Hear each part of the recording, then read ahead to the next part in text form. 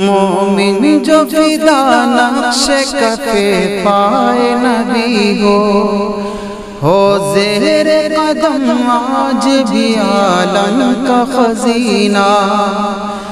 گر سنت نبوی کی کرے پیروی امت، طوفان سے نکل جائے گا پھر اس کا سفینہ، طوفان سے نکل جائے گا پھر اس کا سفینہ۔ نحمده ونصلي على رسوله الكريم، اما بعد۔ بیماری کے سلسلے میں علاج دو قسم کے ہیں، ایک علاج ہے وقتی اور ایک علاج ہوتا ہے مستقل دائمی علاج۔ کوئی تکلیف ہو گئی، کوئی بیماری آ گئی تو دوا لے لی جا کر، تو یہ تو وقتی طور پر دوا نے اثر کیا، فائدہ ہو گیا۔ اور ایک یہ ہے کہ کسی کو دکھا کر باقاعدہ طریقے پر مرض کی تشخیص کرا لے اور تشخیص کے بعد پھر دواؤں کا استعمال کرے۔ مثلا ایک شخص ہے، اس کے بدن میں دانے نکلتے رہتے، تو اب اس کے علاج کی دو شکلیں ہیں، ایک تو یہی دانے وغیرہ کی دوا لے لے اپنی اور تھوڑا مرہم وغیرہ لگا لے تو دانے اس کو ختم ہو جائیں گے، اور ایک یہ ہے کہ خون میں چونکہ حدت ہے، خون میں گڑبڑی ہے، اس کی وجہ سے وہ بار بار دانے نکل رہے ہیں، تو اب اس کی دوا لی جائے، مصفی جسے کہتے ہیں، مصفی خون، تاکہ خون میں جو خرابی پیدا ہو گئی یہ دور ہو جائے۔ اب اگر اس طرح علاج کرائے گا تو یہ علاج جو ہوگا یہ مستقل ہوگا، دائمی ہوگا، اور اس کا فائدہ مستقل چلتا رہے گا، کیونکہ جو مرض کا جو اصل سبب تھا وہ نکل چکا اس کا۔ اور وقتی طور پر میڈیکل سے دوا لے لی، کسی بھی اتفاق کی استعمال کر لیا اور مرہم لگا لیا تو پھر وقتی طور پر فائدہ ہو جائے گا، پھر وہ ختم ہو جائے گی شکل اس کی۔ اسی طرح سے روحانی جو بیماریاں ہیں ان کے بھی علاج دو قسم کے ہیں، ایک علاج ہے وقتی طور پر ہوتا ہے اور ایک ہے کہ مستقل علاج ہو جائے۔ مثلا ایک شخص ہے نماز کا پابند نہیں، یا نماز کا پابند ہے، جماعت کے ساتھ نماز نہیں پڑھ رہا ہو، تو اب اس کو جماعت کا اور نماز کا پابند کرنے کا ایک علاج تو یہ ہے کہ بھئی کوئی سزا تجویز کر دی، نہیں کرو گے تو تم کو اتنے کوڑے پڑیں گے یا جرمانہ دینا پڑے گا۔ یہ علاج جو ہے یہ وقتی علاج ہے، اس لیے کہ زور میں، دباؤ میں، قانون کے جبر میں یا سزا کے ڈر سے کوئی کام کرتا ہے آدمی تو ٹھیک ہے، جب تک اس کا دباؤ رہے گا کر لے گا، اور دباؤ ختم پھر لوٹ جائے گا اسی کی طرف جا کر کے۔ اور ایک یہ ہے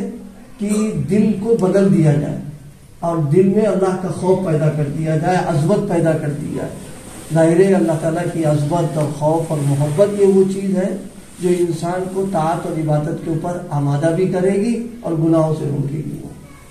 اسلام کی سب سے بڑی خصوصیت جو ہے وہ یہی ہے کہ اس نے دلوں کو اپنا گویا کہ دلوں کی اصلاح اور دلوں کے بنانے اور سنوارنے پر محنت کی۔ حضرت نبی کریم صلی اللہ علیہ وسلم جس دور میں تشریف لائے ہیں بالکل بگاڑ تھا، لیکن آپ نے دلوں کو بنانے کی محنت کی ہے اور سنوارنے کی، سدھارنے کی۔ اللہ کی عظمت ہے، اللہ کی محبت ہے، اللہ کا خوف دلوں میں بیٹھانا، اس کی بنیاد پر بڑے سے بڑے جو جرائم پیشہ لوگ تھے اور بڑے بڑے گناہ کرنے والے لوگ تھے وہ سب آسانی کے ساتھ دھیرے دھیرے دھیرے دھیرے تبدیلی پیدا ہو گئی ان کے اندر۔ اور یہ دیکھا گیا ہے کہ برائیوں سے روکنے کے لیے اصول، ضوابط، قوانین ان کی افادیت اپنی جگہ پر ہے، لیکن یہ اسی حد تک فائدہ دیتے رہتے جب تک کہ وہ دباؤ بنا رہتے۔ مثال کے طور پر جیسے کاروبار کی لائن میں چوری کرنا منع ہے، لیکن اب ظاہر سی بات ہے یہ رکے گا اسی وقت تک جب تک کہ قانون کا دباؤ ہے یا قانون کا جو ہے چلان نافذ کرنے والا موجود ہے، پولیس والے ہیں، یہ ہیں، وہ ہیں، ان کے ڈنڈے ہی زور پر رہتا ہے، اور معلوم وہ چلے گئے دھڑے سے کر رہا آدمی کا۔ لیکن اگر وہی چیز دل میں بٹھا دی جائے اور کیا کہتے ہیں دل کے اندر تبدیلی پیدا ہو جائے کہ بھائی چوری کرنا اس کی سزا یہاں بھی ہے وہاں بھی ہے، جرم ہے، تو دل میں جب بات بیٹھ جائے گی تو پھر اصلاح جو ہوگی وہ آسان ہو جائے گی۔ چنانچہ آپ صلی اللہ علیہ وسلم کے زمانے میں اصلاح کا جو انقلاب پیدا ہوا ہے اس میں اگر دیکھا جائے تو جرائم بہت کم ہے، بالکل شاذ و نادر ہے۔ وجہ اس کی تھی کہ دل کو ایسا بنا دیا تھا، سدھار دیا تھا کہ اس کی بنیاد پر سب معاملہ سمجھ گیا تھا اس کے اندر، اور جو اس پر توجہ کم ہوئی اور برائیوں کے روکنے کے لیے قوانین، اصول اور ضوابط کا استعمال اور کیا کہتے ہیں مار پیٹ کا معاملہ، ظاہر ہے وہ جرائم دھیرے دھیرے بڑھتے رہے۔ ہم لوگ اپنے زمانے میں دیکھ رہے کتنے بڑھ چکے ہیں اس وقت میں۔ تو اصلاح کے دو طریقے ہیں، ایک طریقہ ہے عارضی طور پر ہو اور ایک یہ کہ مستقل ہو۔ اصل یہی ہے کہ ایسا علاج ہو اور ایسی اصلاح ہو جائے کہ مستقل طور پر برائیوں سے، غلطیوں سے آدمی کو نفرت پیدا ہو جائے۔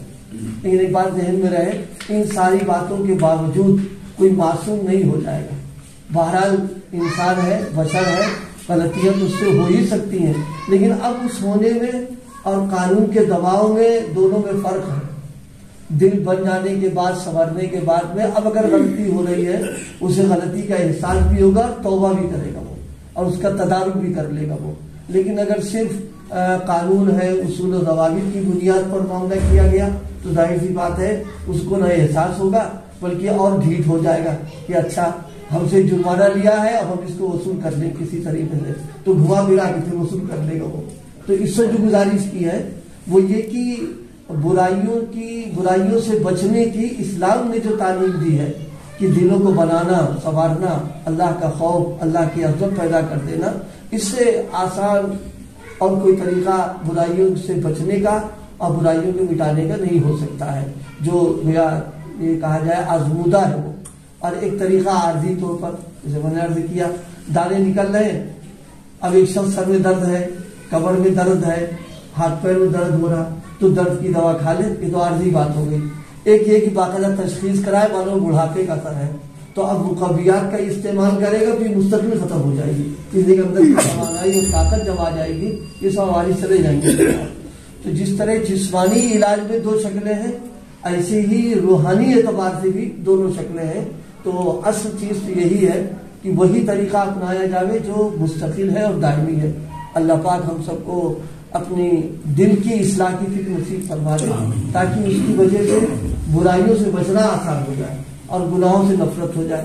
ایک واقعہ ضمنی طور پر یاد آ گیا اسی تعلق سے، ابھی اخبارات میں چند دن ہوئی واقعہ بہت عجیب عبرت کا آیا، ایک محکمے کے بارے میں کہ وہ ان کے ہاں ہفتے میں جو وصولیابی ہوتی ہے پھر بانٹ کے اس کو تقسیم کرتے ہیں۔ جب تقسیم کرنے کا نمبر آیا تو اس میں ایک شخص تھا جو کنارے بیٹھا ہوا تھا اور وہ ان سب معاملات کو دیکھ کر کے اس کو الجھن پریشانی کی کیا ہو رہا، حالانکہ ہے اسی کا وہ اسی محکمے کا آدمی تھا۔ تو جب اس کو حصہ وہ دیا گیا تو اس نے کہا یہ تو حرام ہے، یہ ہم نہیں لیں گے۔ تو اس میں جو ذمہ دار تھا بڑا، اس کا جو حاکم تھا، اس نے پوچھا کیوں نہیں لے رہے؟ تو اس نے بتایا ہماری تربیت اور ہماری ذہن سازی یہ کی گئی ہے کہ قانون کے خلاف کرنا جو ہے وہ پاپ بھی ہے اور بہت بڑا جرم ہے، ہم اس کو نہیں لیں گے۔ اس کے دو اثر ہوئے، ایک اثر تو اس حاکم کے اوپر پڑا کہ یہ میرا ماتحت اور نیا بالکل ابھی آیا، اس کا یہ مزاج بنا ہوا ہے کہ یہ سب وصولیابیاں جو غلط ہیں یہ حرام ہے، اور میں اتنا مطلب پرانا اور اتنا بڑا ہو کر کے میں نے لیے لے رہا ہوں تو مجھ کو تو اور زیادہ بچنا چاہیے۔ دیکھیے اس کے دل میں وہ بات بیٹھی ہوئی تھی، وہ تو بچا، اس کا فائدہ ملا کہ اس حاکم پر جو اثر پڑا تو اس نے بھی کہا کہ ہم بھی نہیں لیں گے اس کو، ایک فائدہ یہ ہوا۔